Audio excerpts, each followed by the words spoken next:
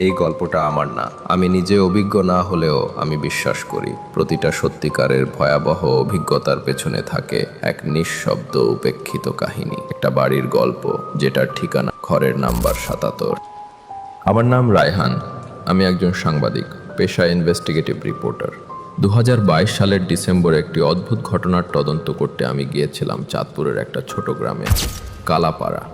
সেখানে আছে একটা পুরনো ভাঙাচোরা দোতলা বাড়ি। লোকজন তাকে ঘরের নাম্বার ৭৭ বলে ডাকে। কেন? কেউ বলতে পারে না। শুধু শোনা যায় ওই বাড়িতে কেউ একবার ঢুকলে আর আগের মতো থাকে না।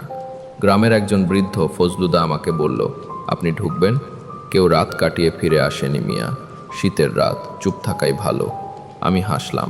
ভৌতিক কিছুই নেই আমি বলি, কিন্তু ফজলুদা একটুও হাসলেন না।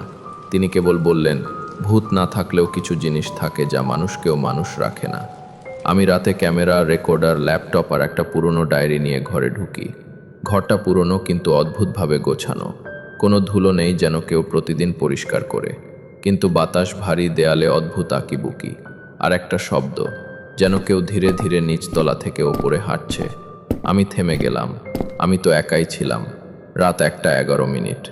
ক্যামেরার লাইট জ্বলছে। আমি সিঁড়ির নিচে বসে পায়ের শব্দ শুনছি। হঠাৎ দেখি একটা ছায়া, এক নারীর মতো অবয়ব, ধীরে ধীরে উপরে উঠে আসছে। কিন্তু গলা নেই, চোখ মুখ নেই। আমি চিৎকার করে বললাম, কে? কে ওখানে? কোনো উত্তর নেই, শুধু একটা ফিসফিস শব্দ, ওই ঘরটায় ঢুকো না, ওর ঘুম ভাঙে। দোতলায় একটা দরজা বন্ধ, ঘরের নাম্বার ৭৭। আমি জানি এই দরজার পেছনে লুকিয়ে আছে গল্পের মূল। আমি ধীরে ধীরে দরজা খুললাম। ভেতরে শুধু একখানা খাট, একটা আয়না আর দেয়ালে রক্তে লেখা শব্দ, যে দেখে নিজেকে সে আর কেউ থাকে না। আমি আয়নার সামনে দাঁড়ালাম। আয়নায় আমি ছিলাম না। আমি আয়নায় দেখি অন্য এক মানুষ। চেহারা আমার, কিন্তু চোখ অদ্ভুত লালচে। হঠাৎ সে হাসলো। আমি হাসিনি। সে বলল, তুই তো এসেছিস আমাকেই খুঁজতে। আজ থেকে তুই আমি। ঘর কাঁপতে লাগলো। দেয়ালের রং সরে গিয়ে বেরিয়ে এলো ভয়াবহ সব প্রতীক, জিনের শিল, কালাম, বক্রচিহ্ন। আমি ঘরের বাইরে দৌড়াতে চাইলাম, কিন্তু দরজা বন্ধ।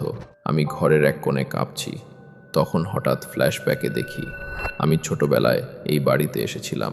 মা বাবা বলেছিলেন এখানে থাকলে মানুষ বদলে যায়। আমার ভাই, ও হারিয়ে গিয়েছিল এই ঘরেই।